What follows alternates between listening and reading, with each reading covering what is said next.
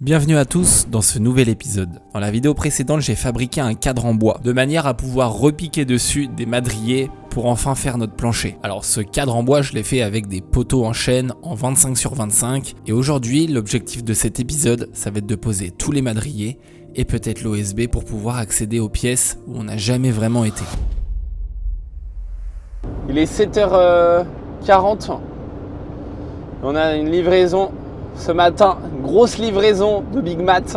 Du coup, direction le presbytère pour faire cette réception et commencer un chantier incroyable.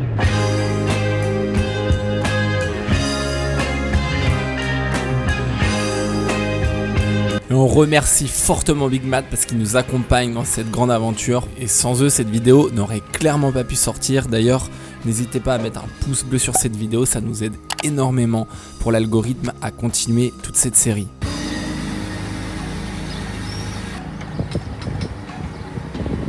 Ah la vache, elle va loin la grue.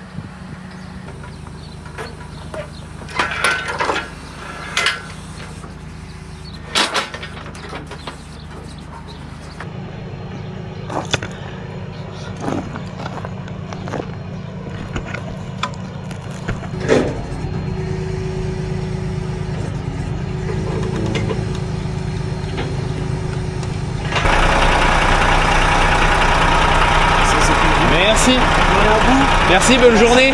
Au revoir. Merci Big Mat pour cette livraison. Bon, nous avons reçu là une grosse livraison qui va nous permettre de commencer et de terminer le plancher à l'intérieur de la maison, qui est du côté de la partie droite. Donc c'est du côté où le plancher s'effondrait. Donc c'est un endroit où nous n'avons jamais vraiment pu aller dans cette partie de la maison puisque ça s'effondrait. J'y suis quand même allé pour démolir, mais j'avais pas une visu d'ensemble, j'étais très concentré, du coup dans ma tête c'est comme si j'y avais jamais été. Donc nous avons commandé des madriers, voilà, comme ceci, plus de l'OSB en 22 mm, j'ai pris le plus épais, comme ça on est sûr de ne pas se tromper. Pourquoi le choix des madriers d'ailleurs? Parce que tout simplement, en fait, il y a une longue portée entre là où ils doivent être repiqués sur donc, les poutres qu'on a mis dans la vidéo de la semaine dernière et dans le mur porteur intérieur de la maison. Entre les deux, il y a quasiment, il y a presque 5 mètres, il y a un petit peu moins. Quand on met des bastins, des fois, ça a tendance un peu à fléchir, à faire trampoline au milieu.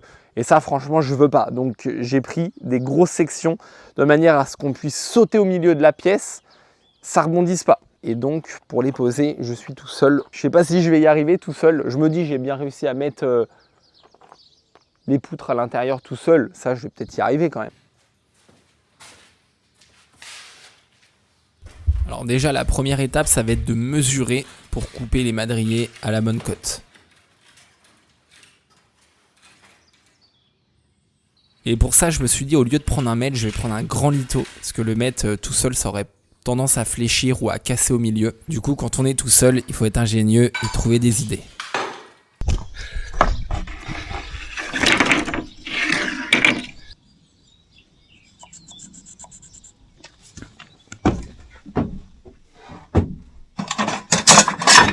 Ça va être mieux pour faire une coupe droite avec ça.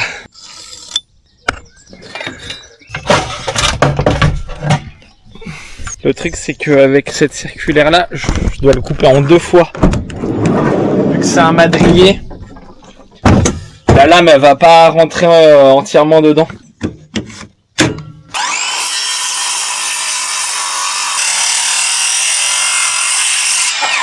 Voilà, tu vois, il manque pas grand chose, hein. Et là, faut que je le retourne. Qu'est-ce que ça sent bon le bois neuf. Et donc là, je dois retirer un petit peu de bois car les madriers sont plus larges, plus hauts. Et du coup, faut créer une encoche pour reproduire en fait la même cote que les anciens bastins, de manière à ce que ça rentre bien dans le mur porteur intérieur.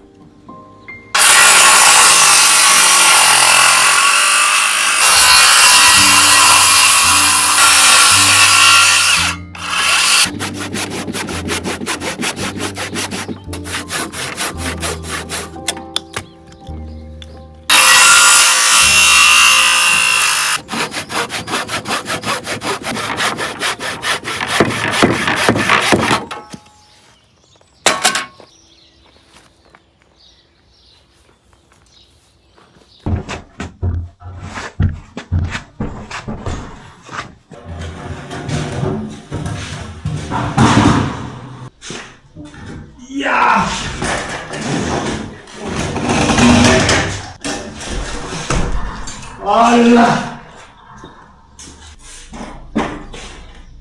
Putain de merde. De merde. Alors heureusement que j'ai plein d'échelles sur le chantier parce que j'ai pu positionner le madrier sur chaque échelon de l'échelle de manière à pouvoir le monter progressivement. Du moins j'ai fait comme ça pour le premier, histoire d'être prudent.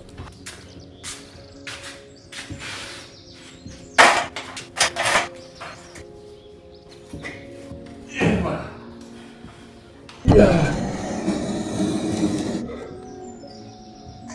Ah putain, je suis trop content.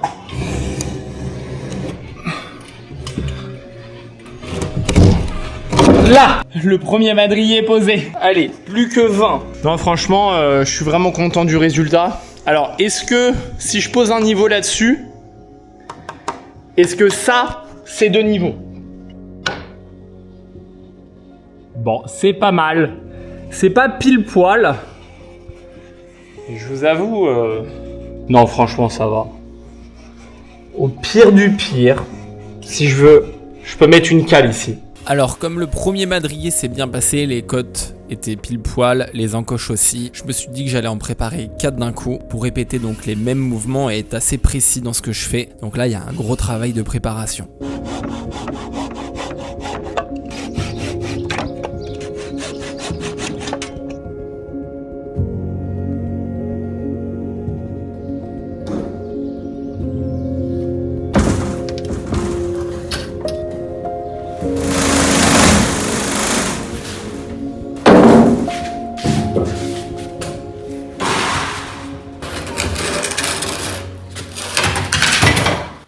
Chaque madrier est lourd, ils sont longs, donc à manipuler c'est pas évident, faut faire très attention parce qu'un faux mouvement c'est vite arrivé, on peut se faire mal au dos ou même que ça nous tombe sur la tête, alors je prends vraiment mon temps en chaque manip.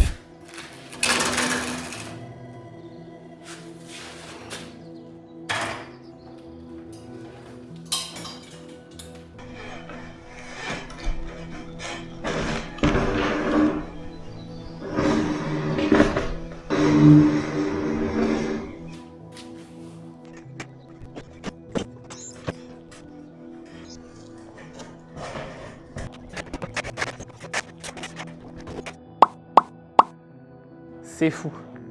C'est complètement incroyable. On peut commencer à apercevoir une structure. Voilà. J'ai quand même un peu galéré sur le quatrième que j'ai, enfin le cinquième du coup que j'ai posé.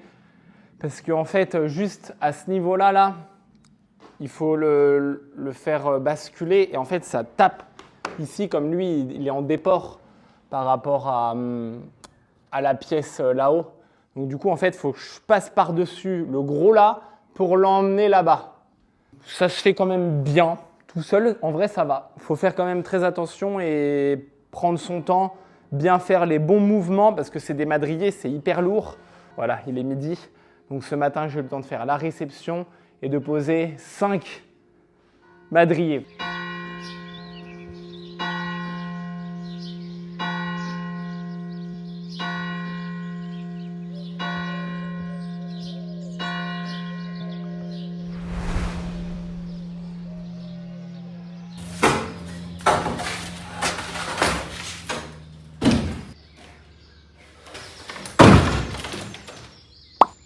Donc à chaque madrier, il y a un réajustement nouveau à chaque fois. Là par exemple, il y a des pierres qui gênent. C'était donc des silex qui servaient à maçonner les anciens bastings. Et donc du coup, je vais devoir les éliminer pour faire passer le nouveau madrier.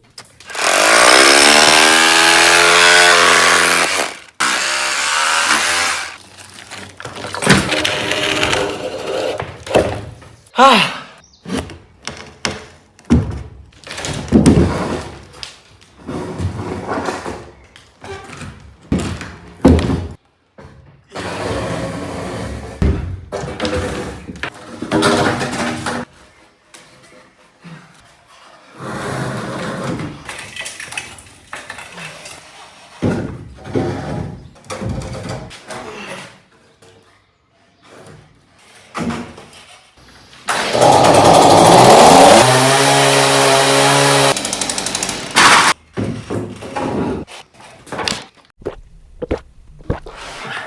C'est fou.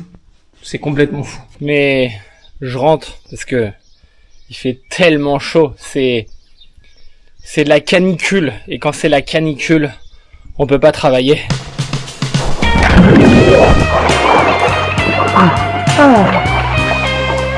Ça fait du bien. Alors notre maison elle est pas mal, mais notre piscine elle fait moyennement rêver. En plus je sais pas ce qui s'est passé, l'eau elle est devenue toute verte d'un coup. Pourtant on a mis du traitement, mais faut peut-être qu'on revoie le pH. Donc là, tous les soirs, pendant la canicule, après une bonne journée de levage de madrier, j'avais quand même des fois un petit peu mal au dos. Du coup, je rentrais, je faisais des exercices dans la piscine. Franchement, c'est vraiment bon pour le dos. Oh mon petit chien, il a chaud. Il a chaud mon petit chien. Hop là, hop là. Oh, Hop là. bébé yo. Oh oui, c'est gagné le yo. Ah. Voilà. Oh mon cœur. Chacun son tour, une petite baignade. Alors, elle envoie du rêve la piscine ou pas? Et franchement,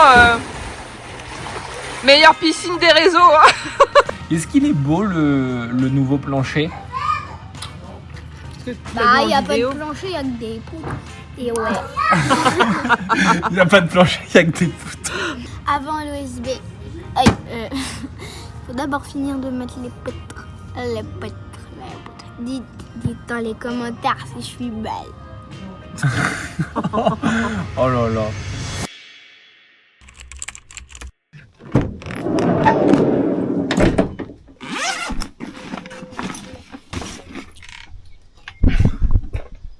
Et oui les amis, je l'ai repris. J'ai repris le jaune parce que je vais en avoir besoin pour mettre les entretoises. Il a déjà vécu une sacrée histoire lui. Mais avant d'utiliser ce cloueur, il va falloir finir de mettre les madriers. Et pour ça, j'ai été chez Big Mat reprendre des sabots pour m'aider à terminer ce chantier. Donc les sabots, c'est ceci. Voilà, le but, ça va être de finir de poser les madriers juste ici, donc entre les deux poteaux. Parce qu'en fait, à ce niveau-là, j'ai pas relié encore les deux poteaux. Et c'est pour ça que j'ai été acheter les sabots pour les relier. Et donc, je vais les fixer avec des clous spécifiques. C'est des petits clous, des pointes d'ancrage, ça s'appelle. Voilà, c'est vraiment des clous express et des gros clous, bien avec des petites dents.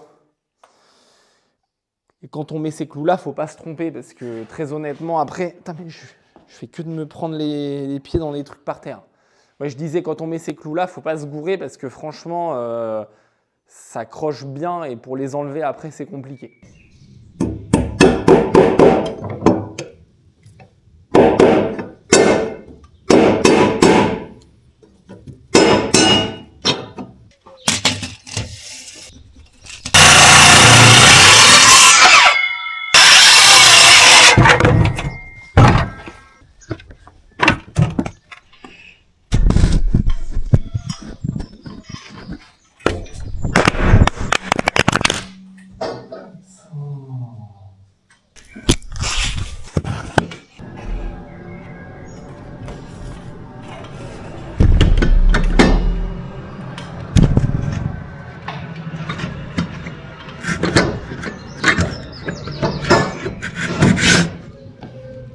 Ça dépasse là.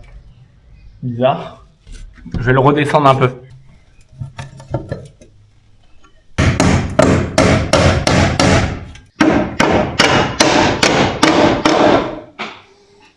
Donc là, j'ai placé une barre en métal pour avoir un point de repère par rapport à là et tracer donc les 16 cm.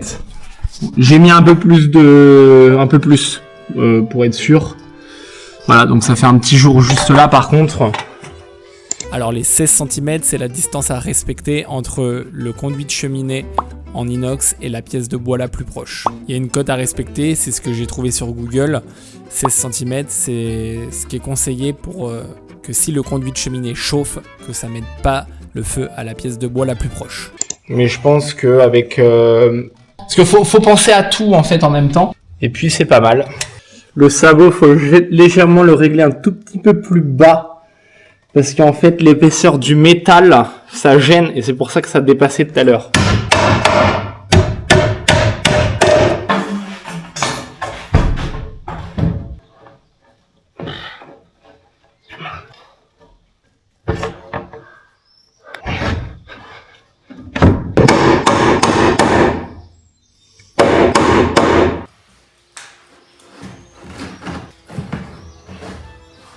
Alors franchement, dans les sabots, je mets les clous au fur et à mesure parce qu'avec le madrier d'à côté, on peut vite être gêné. Alors on peut voir ce que ça donne de l'autre côté du sabot. Alors sur les sabots, il y a énormément de clous à mettre. Il est fortement conseillé de mettre chaque clou dans chaque trou.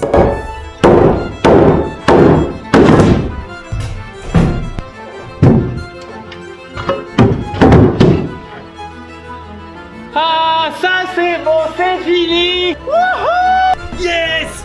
Yes! On va pouvoir bientôt mettre la douche!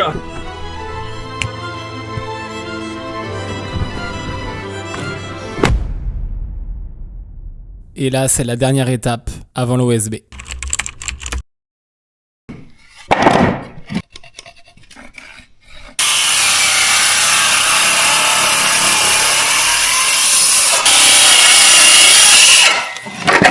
Donc là, il y a un gros boulot qui m'attend maintenant parce que nous allons fixer les entretoises. Les entretoises, c'est des petites pièces de bois, tiens, comme ça, qu'on va mettre entre chaque madrier, tout simplement pour rajouter de la rigidité, pour éviter que le madrier, dans le temps, il se torsionne. Parce que ça, ils ont tendance un peu à se voiler, en fait, s'ils ne sont pas bridés avec les entretoises. Donc, je pense que je vais faire 3 lignes d'entretoises, vu la largeur de la pièce, la portée qu'il y a. Et puis, j'ai envie que ce soit bien rigide.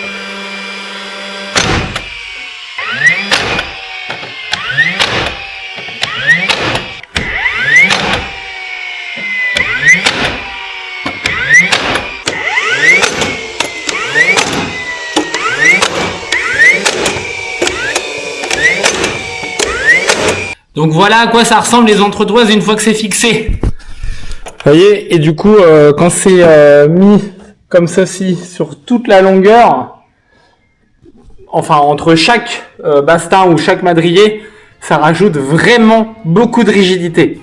Alors fixer les entretoises, c'est beaucoup de boulot. C'est moins satisfaisant que de placer les gros madriers. Bon, c'est quand même un peu plus facile physiquement, mais c'est moins visible, alors je trouve ça moins satisfaisant. Alors j'ai décidé de tracer tout et de couper tout d'un coup, de manière à effectuer chaque tâche en série et de fixer toutes les entretoises en série également.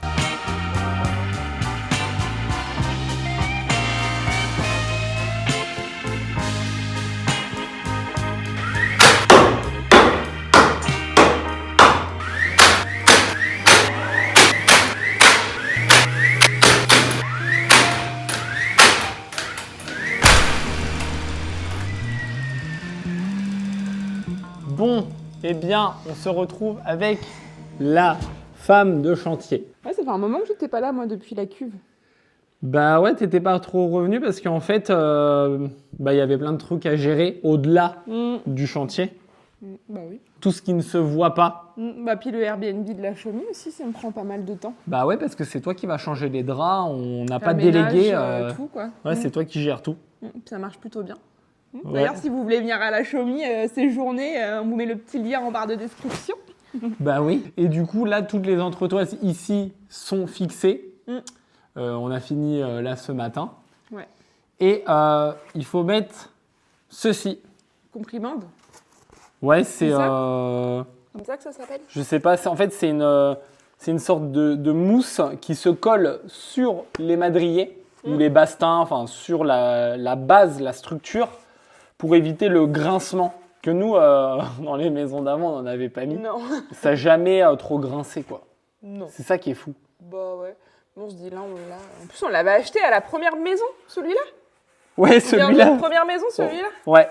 D'accord. Je pense pas qu'on va en avoir assez, mais on va pouvoir commencer au moins.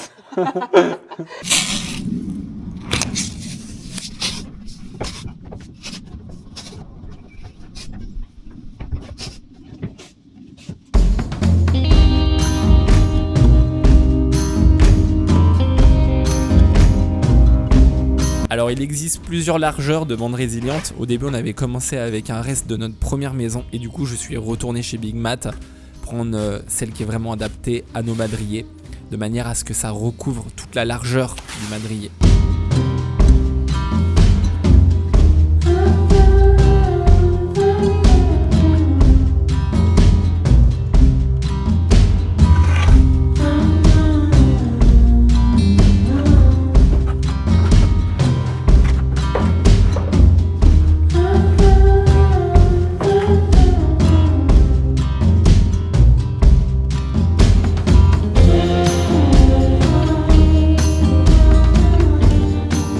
Ça fait une petite séance de muscu dès le matin, monter toutes ces plaques. Il me semble qu'il y a bien un sens sur les plaques, il y a un côté plus lisse que l'autre, mais au toucher c'est vraiment subtil. Du coup il y a une écriture juste là, USB 3 avec les références du produit et ça doit être visible. C'est ce qui est préconisé par le fabricant en tout cas. Et donc vous allez rire mais Charlotte elle est déjà repartie parce qu'en fait c'est pas drôle. Elle s'est pris des petites poussières dans l'œil. Du coup elle a été obligée d'aller chez l'ophtalmo en urgence pour voir si elle avait pas un truc de bloqué parce que ça la gênait fortement. Du coup en fait ça fait une petite conjonctivite avec les dépôts de poussière. Donc là il n'y a plus rien mais elle est sous antibiotiques pendant 1 mois. La pauvre. Elle est revenue sur le chantier, elle se prend des trucs dans l'œil. Bon, c'est la vie. C'est comme ça. Du coup, moi, en attendant, je vais essayer de finir ça tout seul et j'espère qu'elle sera là pour la prochaine vidéo.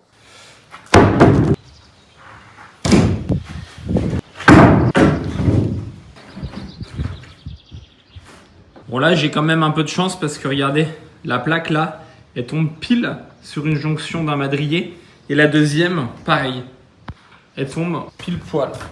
Donc il est préférable de, si ça tombe pas, couper ici de manière à ce que les deux se chevauchent au milieu d'un madrier. En gros, si la plaque se rejoint dans le vide, et ça peut casser en fait.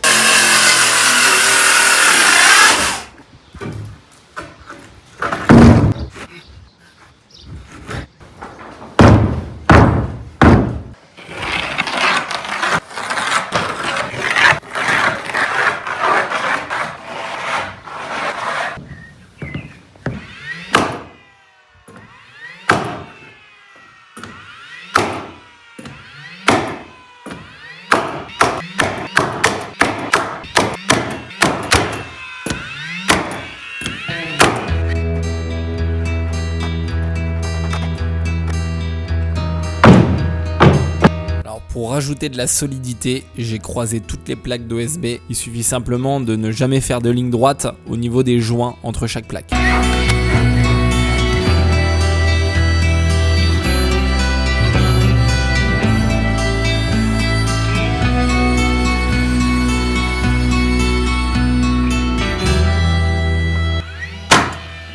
Bon, eh bien, on peut le dire que c'est la première fois qu'on peut rentrer dans ces pièces et contempler la vue en face de l'église. Là, le plancher ne fléchit pas.